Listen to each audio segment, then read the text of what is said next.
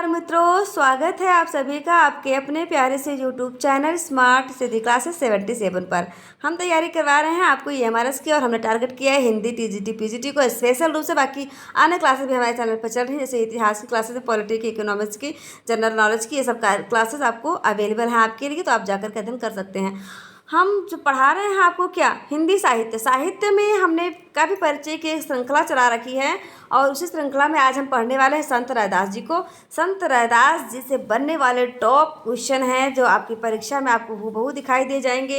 ये आपके रैदास जी हैं। इसके बाद जो नेक्स्ट क्लास होने वाली हमारी वह गुरु नानक के ऊपर है। गुरु नानक से संबंधित बनने वाले प्रश्न हम सारे लेकर के आएंगे अकॉर्डिंग टू एकदम एमआरएस के सिलेबस के हिसाब से है, तो आप जरूर पढ़ें। से बायोग्राफी ऑफ रैदास इन हिंदी। अब प्रमुख पंक्ति देखो जो परीक्षा में पूछी जाती है, आपसे बार बार पूछी जाती है, आपका कभी ना कभी सामना हुआ होगा इन पंक्तियों से। वो पंक्ति क्या है, यहाँ पर दिख रही है, आपको पढ़ लीजिए। प्रभु जी तुम चंदन हम पानी, जाकी अंग अंग वास समानी। दूसरी पंक्ति है, जाके कुटुंब सब ढोर ढोवंत, फिर ही अजऊ बनारसी आस पासा।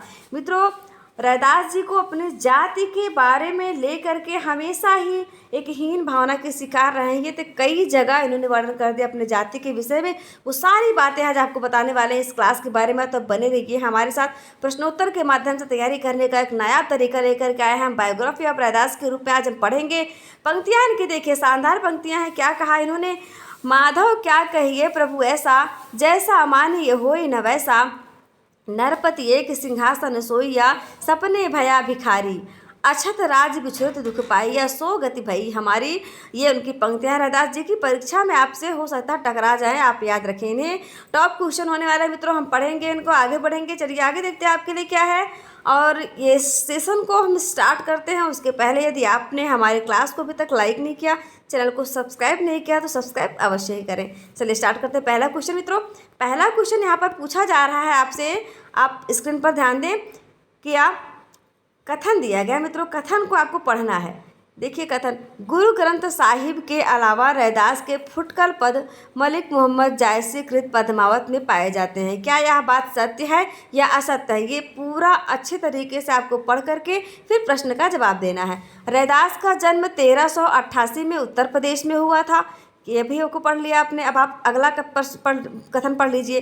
किंवदंतियों में 1518 ईस्वी में रैदास की मृत्यु के संबंध में सत्य जानकारी मिलती है। मित्रों, ये तो कथन रहे, लेकिन अब इसके हिसाब से कौन सा ऑप्शन बनेगा जिसके आधार पर आपका ये प्रश्न का उत्तर सही हो जाएगा, इसके लिए हमें पूरा अच्छे तरीके से पढ़ना होगा। चलिए पढ़ते हैं। केवल कथन 1 व 2 सत्य है, क्या ऐसा है या नहीं? बिल्कुल नहीं मित्रों, केवल कथन 3 सत्य है। हाँ, कथन 3 सत्य है, लेकिन अभी हम पूरी तरह से निर्णय नहीं कर सकते, आगे के कथनों को भी हम पढ़ेंगे। केवल कथन 2 सत्य है मित्रों, 2 तो सत्य है ही नहीं। आप देख लिए पहले, आंशिक रूप से दोनों सत्य है लेकिन पूर्ण सत्य नहीं है। केवल कथन 1 सत्य है मित्रों, यह भी आंशिक ही सत्य है, इसलिए आपका जो सही जवाब हो जाएगा ऑप्शन नंबर बी। इसमें कथन जो तीसरा दिया गया है वही पूरी तरह से सत्य है, बाकी दोनों कथन आपके आंशिक सत्य हैं, यानी अर्ध सत्य हैं। अब अर्ध सत्य कैसे हैं इनके बारे में आपको बताते हैं। चलिए देखिए, गुरु ग्रंथ साहिब के अलावा रैदास के फुटकल पद मलिक मोहम्मद जायसी कृत पद्मावत में पाए जाते हैं। मित्रों, पद्मावत में नहीं पाए जाते हैं, यही इतना गलत है। यह सतबनी में पाए जाते हैं। सतबनी एक संग्रह है पदों का, तो उसमें ये पाए जाते हैं, सतबनी में पाए जाते हैं। और दूसरा जो कथन दिया गया है, रैदास का जन्म 1388 में राजापुर उत्तर प्रदेश में हुआ। मित्रों, उत्तर प्रदेश में तो हुआ लेकिन राजापुर में नहीं हुआ था, बल्कि कहाँ पर हुआ था मित्रों? यह लहर तारा के पास मड़ुआ डीह नामक स्थान है, वहाँ पर हुआ था। सही जवाब इसलिए आपका ऑप्शन नंबर बी ही है, यानी कथन अकेले केवल जो 3 है वो सत्य है। और किंवदंती में 1518 में रैदास की मृत्यु के संबंध में सत्य जानकारी मिलती है, यह बात एकदम सही है ना। अब आगे बढ़िए आप। कवि रैदास ने अपने काव्य में निम्न में से किन कवियों का वर्णन नहीं किया है? प्रत्येक ऑप्शन को ध्यानपूर्वक पढ़ें। क्या नामदेव हैं, कबीर हैं, त्रिलोचन है, फिर ममता कालिया हैं? मित्रों, ममता कालिया को जब आप पढ़ेंगे तो आप जानेंगे कि इनका जन्म हो जाता है 1940 में।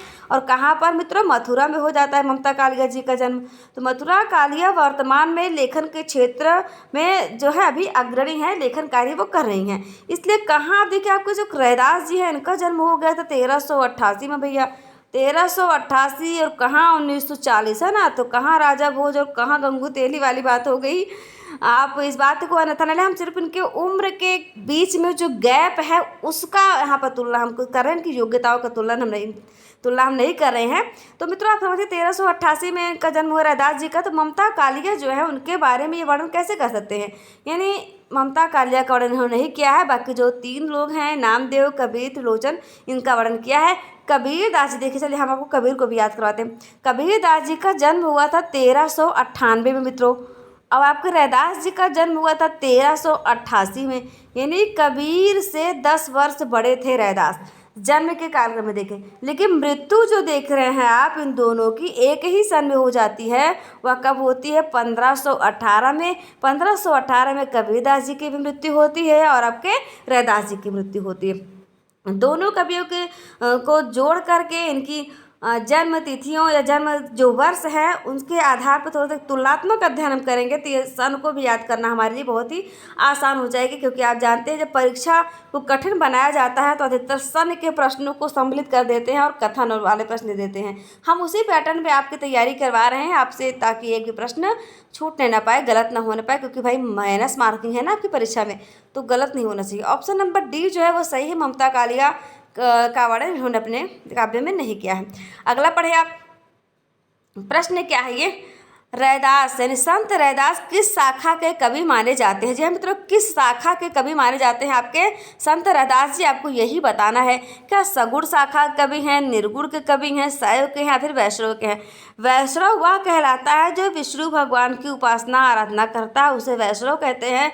जो शिव जी की उपासना आराधना करता है उसे शैव कहते हैं। और निर्गुण मतलब जो निराकार ब्रह्मकार, एक ऐसी सत्ता जिसका कोई आकार नहीं, किसका कोई रूप नहीं है, उसके बारे में जो पूजा विचार जो अपना रखता है, धार्मिक मत रखता है, उसे निर्गुण ब्रह्म का उपासक कहते हैं। सगुण में आपके शैव वैष्णव सभी आ जाते हैं, क्योंकि सगुण का मतलब होता है साकार, जिसको अब हम देख सकते हैं, यानी मूर्ति के रूप में हम जिसकी पूजा करते हैं वो सगुण भक्ति हो गई। और निराकार का मतलब इसका कोई एक विशेष प्रकार का चिन्ह नहीं है, कोई आकार नहीं है, हम सिर्फ अपने आप में अंतर्मन से ही उसके भावों को समझ सकते हैं, तो ऐसे निराकार ब्रह्म हो जाते हैं। तो रैदास जी जो थे वो निर्गुण संप्रदाय के कवि थे, प्रमुख कवि थे निर्गुण संप्रदाय के। आगे बढ़े आप, ऑप्शन नंबर बी को ठीक कर लीजिए, निर्गुण संप्रदाय के कवि थे ये। संत रैदास के पिता का क्या नाम था मित्रों? संत रैदास जी के पिता का क्या नाम था? हम ऑप्शन को पहले पढ़ेंगे। क्या संतोष दास था, कलसा देवी, कालूचंद मेहता, नीरू? मित्रों कलसा देवी तो पहले ही कट हो गया, क्योंकि कलसा देवी जो है इनकी माता जी का नाम था, पिता का नाम नहीं था। अब पिता का नाम आप देखें, नीरू किसके पिता का नाम था? नीरू कबीर दास जी के पालित पिता थे, जो आप देखेंगे लहर तारा के पास जब कबीर दास जी पड़े हुए थे तो नीरू और नीमा नामक जुलाहे इनको लेकर के आए थे और इनका पालन पोषण किए थे। तो ऐसे आपके कबीर दास जी थे। और कालूचंद मेहता किसके पिता थे? गुरु नानक के पिता थे कालूचंद मेहता। अब बच जाते हैं संतोष दास जी। संतोष दास जी जो थे रैदास के पिताजी थे। मित्रों ऑप्शन नंबर ए सही हो जाएगा। संतोष दास रैदास के पिता थे। और आप ये देखें कलसा देवी जो थी वो माता थी। कलसा देवी कौन थी? रैदास की माता थी। कालूचंद नानक देव के पिता थे। कालूचंद मेहता नानक देव के पिता थे। नीरू आपके कबीर दास जी के पिता थे। ये क्लियर होगा आपको, है ना? कोई डाउट रह जाता तो आप हमसे पूछ सकते हैं बेझिझक। टेलीग्राम में भी आप मैसेज कर सकते हैं और वीडियो के कमेंट बॉक्स में भी जाकर मैसेज कर सकते हैं। संत रैदास की साहित्यिक भाषा कैसी थी आपसे पूछा जा रहा है। आप पहले ऑप्शन को पढ़िए फिर जवाब दीजिए। व्यवहारिक ब्रज भाषा सहित अवधी भाषा थी क्या? राजस्थानी ब्रज भाषा थी, मैथिली थी, अवधी थी? मित्रों अवधी भाषा के जो प्रमुख कवि हैं आप देखिए, पद्मावत के लेखक मलिक मोहम्मद जासी हैं, चंदायन के लेखक मुल्ला दाऊद जी हैं, उसके बाद आपके तुलसीदास जी हैं। मैथिली के लेखक मैथिल कोकिल कहे जाने वाले विद्यापति जी हैं, अन्य कवियों ने लिखा। लेकिन इनकी जो भाषा थी वह व्यवहारिक ब्रज भाषा सहित अवधी थी, यानी व्यवहार में जो ब्रज भाषा प्रयुक्त की जाती थी वह मिला करके और अवधी दोनों को मिलाकर उन्होंने अपने साहित्य की रचना की है। ऑप्शन नंबर ए सही हो जाएगा। अब पंक्ति दी गई है, आप पंक्ति भी बहुत परीक्षा में पूछी जाती है, आप उसे पढ़ें। दूध तो बछड़े थना बिडारो, फूल भंवर बिन मीन बिगारो। यानी दूध तो बछड़े ने जूठा कर डाला है और फूला जो फूल मतलब फूला को जो क्या किया था, फूल को भंवर ने जूठा कर दिया है, बिगाड़ दिया है।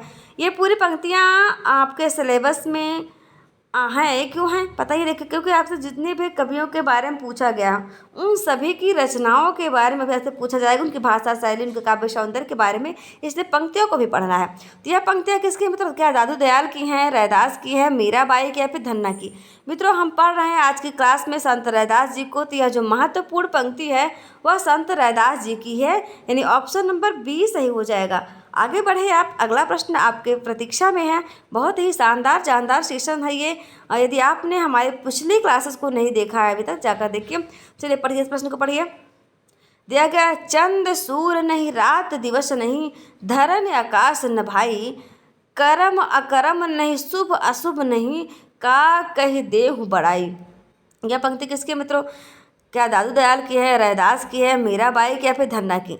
मित्रों ये दादू की भी नहीं है, मीरा की भी नहीं है, धन्ना की भी नहीं है, तो है किसकी? रैदास जी की। यह पंक्ति रैदास जी की है, आप इसे याद रखें। चाहें तो आप स्क्रीनशॉट ले लीजिए, नहीं तो पीडीएफ को प्राप्त करने के लिए आप जाइए टेलीग्राम पर। वहाँ पर आप लिखिए SSC 77 यानी स्मार्ट स्टडी क्लासेस 77 हमारा टेलीग्राम चैनल मिलेगा, उसमें आप ऐड हो जाइए। वहाँ पर आपको सारी क्लासेस की पीडीएफ निःशुल्क प्राप्त हो जाती हैं। आगे बढ़े आप, है ना। ये पंक्ति किसने कहा था, अभी हमने आपको बता ही दिया। अगला है, रैदास द्वारा रचित पंक्ति की पहचान करनी है आपको। कौन सी पंक्ति रैदास की है? पावर जंगम कीट पतंगा, पूरी रहियो हरिराई, प्रभु जी तुम चंदन हम पानी, जाकी अंग अंग वास समानी। यह पंक्ति किसकी है? तुलसीदास की है, कबीरदास की है, रैदास की है या फिर नाभादास की। मित्रों यह दोनों ही पंक्तियाँ आपकी जो हैं, ये पंक्ति आपकी है रैदास जी की। और कई बार परीक्षा में सबसे ज़्यादा कौन सी पूछी जाती है पता आपको? ये वाली, प्रभु जी तुम चंदन हम पानी, जाकी अंग अंग वास समानी। ये तो बहुत ज़्यादा इंपॉर्टेंट है, इसलिए आप इसे ज़रूर याद रखें। हो सकता है यही पंक्ति पूछ ली जाए आपसे। ऑप्शन नंबर सी को सही करिए, आगे बढ़िए। ऐसी मेरी जाति विख्यात चमार, ऐसी मेरी जाति विख्यात चमार, यह जो कथन है या किन्होंने अपने बारे में कहा, यह कथन निम्न में से किसका है? तुलसीदास का है, कबीरदास का है, रैदास का है या फिर नाभादास का है? ऐसी मेरी जाति विख्यात। मित्रों हमने आपको पहले ही बता दिया, रैदास जी जो थे अपनी जाति को लेकर हीन भावना के शिकार थे। उन्होंने कई बार अपनी जाति के बारे में वर्णन किया। तत्कालिक समाज में उनके प्रति नहीं, उस जाति के प्रति जो लोगों में छुआछूत की भावना विद्यमान थी, कहीं ना कहीं यह इन्हें मानसिक रूप से बहुत परेशान करती थी और पंक्तियों के रूप में यह हमारे सामने प्रकट होती है। बार बार उन्होंने इस बात को स्वीकार किया है, जैसे जिनके कुल सब ढोर ढोवंत है, फिर आजो बनारसी विख्याता, ऐसी मेरी जाति विख्यात चमार। ये इस प्रकार की पंक्तियाँ जब सामने आती हैं तो ऐसा लगता है कि तात्कालिक समय में ऐसी क्या दृष्टि, क्या व्यवस्था रही होगी जिससे उनको ऐसा कहना पड़ा। ज़रूर शायद अब उतना अच्छे से तो जानने वाले जो भुक्तभोगी वही जान सकते, लेकिन हमको पता है, हम सब लोग जानते हैं कि प्रायः ऐसा जीवन में होता रहता है। तो रैदास जी के पंक्तियों में आपको इस प्रकार की हीन भावना देखने को मिल जाएगी। यह पंक्ति आपके रैदास जी की है, यानी ऑप्शन नंबर सी है। आप सी को क्लिक करें और आगे बढ़ें। आदि गुरु ग्रंथ साहिब में रैदास के कितने पद संकलित हैं? मित्रों एक आपसे प्रश्न बनेगा, आपसे पूछा जाएगा कि रैदास जी के पद कहाँ पर संकलित हैं, तब आप जवाब देंगे आदि गुरु ग्रंथ साहिब में इनके जो पंक्ति हैं वो संकलित हैं। लेकिन यहाँ पर पूछा जा रहा है कितने पद संकलित हैं, तब आपको बताना है क्या 4 पद हैं, 18 हैं, 40 या फिर 370। मित्रों ये 370 जो है ना, ये धारा 370 है। धारा 370 आप जानते हैं, वही जो कश्मीर में था उसको हटा दिया है ना, हटा दिया गया है। तो आप यदि इसके बारे में बहुत अच्छी तरीके से जानकारी लेना चाहते हैं तो हमारे चैनल पर आपको क्लास मिलेगी हिस्ट्री की, मॉडर्न हिस्ट्री की आप पढ़ेंगे तो उसमें जो है बहुत अच्छे तरीके से बताया गया है, इसलिए आप उस क्लास को देख लीजिए, आपको धारा 370 समझ में आ जाएगी। फिलहाल हम तो आपको इस प्रश्न का जवाब बताएंगे कि इसमें इनके 40 पद संकलित है, यानी ऑप्शन नंबर सी जो है वो सही है। आदि गुरु ग्रंथ साहिब में रैदास जी के कितने पद संकलित हैं मित्रों? 40 पद संकलित हैं। अब इनके अलावा अगर पूछा था इनके फुटकल पद कहाँ पर मिलते हैं, तो मित्रों वो सतबनी में मिलते हैं। ये दोनों ही बहुत महत्वपूर्ण हैं। देखिए अलग अलग लोग आपको अलग अलग चैनल पर बताएंगे, इनकी बहुत सारी रचनाएं बताएंगे, लेकिन मैंने जो प्रामाणिक किताबों को पढ़ा उनमें कहीं भी सिर्फ 2 ही रचनाओं के बारे में दिया गया, मुख्य रूप से इनका कोई रचना नहीं है। लेकिन आदि गुरु ग्रंथ साहिब में इनके 40 पद बताए गए हैं और सतबनी में कुछ फुटकल पद बताए गए हैं। लेकिन आप देखेंगे बहुत सारे चैनल वाले जो हैं आपको इनकी बहुत सारी रचनाओं को बता देंगे, तो वह उनकी रचनाएं मूल नहीं है, बल्कि अलग अलग लेखकों द्वारा उनके पदों को संकलित करके नामित कर दिया गया है। भाई आचार्य रामचंद्र शुक्ल जी की बात कर हमारे बच्चन सिंह के इतिहास आपने पढ़ा होगा, उनको माने तो उनके हिसाब से तो ये सब सही है ना। तो मैं आपको एकदम एथेंटिक बुक से पढ़ा रही हूँ, आप उसे ध्यान से पढ़ें। रैदास के गुरु का क्या नाम था मित्रों? रैदास के गुरु कौन थे? रैदास के गुरु क्या रामानंद थे, नरहरिनंद थे, दयानंद थे, स्वामी विवेकानंद थे? स्वामी विवेकानंद को कौन नहीं जानता? हमारे देश के ऐसे युवा रहे हैं, वो बहुत ही महान संत कहें आप, विद्वान कहें, जो भी कहले कमी है तो वो थे। और ये आपके रामानंद जो है, रामानंद जो कबीरदास जी के गुरु थे वही इनके भी गुरु थे। और यह रामानंद के 12 शिष्यों में रैदास जी भी शामिल थे। पूछा जाता है परीक्षा में प्रश्न कि रामानंद के शिष्यों की संख्या कितनी थी, तो रामानंद के शिष्यों की संख्या 12 थी। 12 शिष्यों में शामिल थे आपके रैदास जी भी। और नरहरिनंद जो थे वो कबीर के तुलसीदास जी के गुरु थे, है ना। अब आगे बढ़े आप इस उत्तर को देख करके। मीराबाई के गुरु कौन थे मित्रों? क्या मीराबाई के गुरु दादू दयाल थे, कबीरदास जी थे, नानक थे या फिर रैदास थे? मित्रों दादू दयाल किसके गुरु थे? रज्जब के गुरु थे दादू दयाल ना, रज्जब इनका शिष्य था। कबीर के गुरु रामानंद थे, रैदास के गुरु भी रामानंद थे। लेकिन रैदास खुद किसके गुरु थे? तो वह थे मीराबाई के गुरु थे। यानी ऑप्शन नंबर डी सही हो जाएगा। मीराबाई के गुरु कौन थे? रैदास जी थे। ये देखिए लिखा हुआ है यहाँ पर। मेवाड़ की महारानी, देखिए मेवाड़ की महारानी थी एक, और उनका नाम क्या था? झाला रानी। महारानी का नाम क्या था? झाला रानी। वह किसकी शिष्या थी पूछा जा रहा है। क्या दादू की शिष्या थी, कबीर की थी, नानक की थी, फिर रैदास की थी? मित्रों मेवाड़ की महारानी जो झाला रानी थी वो रैदास जी की शिष्या थी। रैदास जी यहाँ पर दिए गए ऑप्शन नंबर डी पर। किस राज्य में रैदास का विशेष प्रभाव था? जी हाँ मित्रों, रैदास जी का जो विशेष प्रभाव है क्या उत्तर प्रदेश में था? उत्तर प्रदेश में इनका जन्म हुआ था मड़ुआडीह में, जो कि लहरतारा के पास है, काशी बनारस में। हरियाणा में क्या था? राजस्थान में, झारखंड। मित्रों इन तीनों में नहीं था, बल्कि राजस्थान में इनका विशेष प्रभाव था, इनकी वाणियों का, इनकी बातों का। राजस्थान कहाँ पर दिया गया? ऑप्शन नंबर सी पर दिया गया। आप उसे भली बात देखें और टिक करें। संत रैदास किस परंपरा के कवि माने जाते हैं? संत रैदास देखिए सबकी अलग अलग परंपरा रही। क्या है? नानक परंपरा के थे, सुंदरदास परंपरा के थे, कबीर परंपरा के, फिर रज्जब परंपरा के। मित्रों रैदास जो थे वह कबीर परंपरा के थे, यानी ऑप्शन नंबर सी सही हो जाएगा। रैदास कबीर परंपरा के कवि माने जाते हैं, ऑप्शन नंबर सी। रैदास का जन्म कहाँ हुआ था? आप देखें रैदास का जन्म हमने आपको कई बार बता दिया क्लास में, फिर बताते हैं। देखिए हमने इसमें ऑप्शन जो आपको दिया है एकदम कंफ्यूज करने वाला दिया। मड़ुआडीह में हुआ था, लहरतारा में हुआ था, काशी में हुआ था, बनारस। ये काशी और बनारस दोनों एक ही हैं, आप स्पष्ट तौर पर समझें इसको। काशी, बनारस, वाराणसी ये तीनों एक ही हैं। लेकिन अब मुख्य रूप से यदि आपसे पहले पूछा जाता कहाँ पर हुआ था और वहाँ पर सिर्फ काशी रहता तो आप काशी टिक करते, अकेले बनारस रहता बाकी सब अलग तो आप बनारस टिक करते, वाराणसी रहता तो आप वाराणसी टिक करते। लेकिन हमने यहाँ पर जो ऑप्शन दे दिया आपको काशी, वाराणसी, लहरतारा, मड़ुआडीह। अब इनका जो जन्म हुआ था वह कहाँ हुआ था मित्रों? बताएं आपको। यह हुआ था काशी के लहरतारा नामक स्थान के बगल मड़ुआडीह में हुआ था, जहाँ कबीरदास जी का जन्म हुआ था। लहरतारा के पास उन्हें पड़े हुए मिले थे नीरू नियमक को। तो कुछ ऐसी ही कहानी इनकी भी है कि यह भी एक जोड़े को, दुनिया जोड़े को मिल गए थे लहरतारा के पास, लहरतारा के पास स्थित मड़ुआडीह नामक स्थान पर। मित्रों सही जो जगह का नाम है क्या है? मड़ुआडीह है। मड़ुआडीह किसके पास में है? लहरतारा के पास में है। लहरतारा कहाँ पड़ता है? आपका काशी बनारस से पड़ता है, यानी ऑप्शन नंबर ए जो है इसका सही जवाब हो जाएगा। आप परीक्षा में किसी प्रकार से कंफ्यूज ना हो, इसलिए हमने पूरे जो डाउट है उसको क्लियर कर दिया। आगे बढ़े ऑप्शन नंबर ए को टिक करते हुए। बायोग्राफी ऑफ रैदास इन हिंदी आप पढ़ रहे हैं। जाके कुटुंब सब ढोर ढोवन फिरे, जो बनारसी आसपासा आचार्य सहित विप्र करे, दंड उत तीर तरह रविदास दासा दासा। मित्रों ये सारी पंक्तियों को जितनी बार आप पढ़ेंगे आपको अच्छे से याद होते जाएंगे। इसके पहले की क्लासेस के रूप में दादू दयाल जी को हमने पढ़ाया, आप जाकर के देखिए। और आने वाली जो क्लास होगी वह किसके ऊपर होगी? गुरु नानक जी के ऊपर होगी। रैदास को आप पढ़ ही रहे हैं। देखिए दादू दयाल जी के बारे में हमने कितने अच्छे तरीके से क्वेश्चन को कवर किया है। उनसे बनने वाले सभी प्रश्नों को आप देख पा रहे होंगे, प्रश्नों का प्रारूप क्या है। जिस प्रकार से प्रश्न आपकी परीक्षा में बनेगा आपको देखने को मिलेगा हूबहू वही पैटर्न। आप समझिए कितना तरीके से प्रश्न बनाया जाता है उन सभी को हमने ट्राई किया है, बनाया है आपके लिए। बहुत मेहनत से क्लासेस बनाई गई थी। उसके अलावा भी हमारे चैनल पर क्लासेस हैं यूपी टेट के लिए, पेट के लिए, TGT, PhD, CTET, DSSB MRS के लिए। तो मोस्ट इंपॉर्टेंट एमसीक्यू रूप में हम प्रैक्टिस लेकर आ रहे हैं, सभी को आप देख सकते हैं। साथ साथ में तो यदि आप टेलीग्राम पर जुड़ जाएंगे तो आपको फायदा हो जाएगा। क्या फायदा होगा? आपको वहाँ से PDF प्राप्त हो जाएगा निःशुल्क, आपको कोई चार्ज नहीं देना पड़ेगा। आप निःशुल्क रूप से PDF को प्राप्त कर लेंगे। शानदार सी PDF है, बहुत मेहनत से बनाई जाती है, लेकिन आप उसका लाभ उठा सकेंगे। कबीरदास जी के बारे में जाकर के आप देखिए, हमारे चैनल पर आपको क्लास मिलेगी। दादू दार के बारे में मिलेगी, रैदास को तो आप पढ़ ही रहे हैं ना। तो इन सारी क्लासेस को आप कब पढ़ लेंगे तो आपसे परीक्षा में जो भी प्रश्न बनेगा पूरा पूरा एकदम आप समझिए आप छाप कर आ जाएंगे। बायोग्राफी आप कबीरदास, मस्त कागज छुओ नहीं, कलम गहियो नहीं हाथ। और हम प्रश्नोत्तर के माध्यम तैयारी करें, प्रैक्टिस सेट लेकर। साथ साथ मित्रों CG व्यापम के लिए हिंदी व्याकरण की क्लास जो है वो हमने शुरू कर दी है और क्लास 2 आने वाली है, तो आप उसे जरूर देखें। क्लास 1 अपलोड हो चुकी है CG व्यापम के लिए।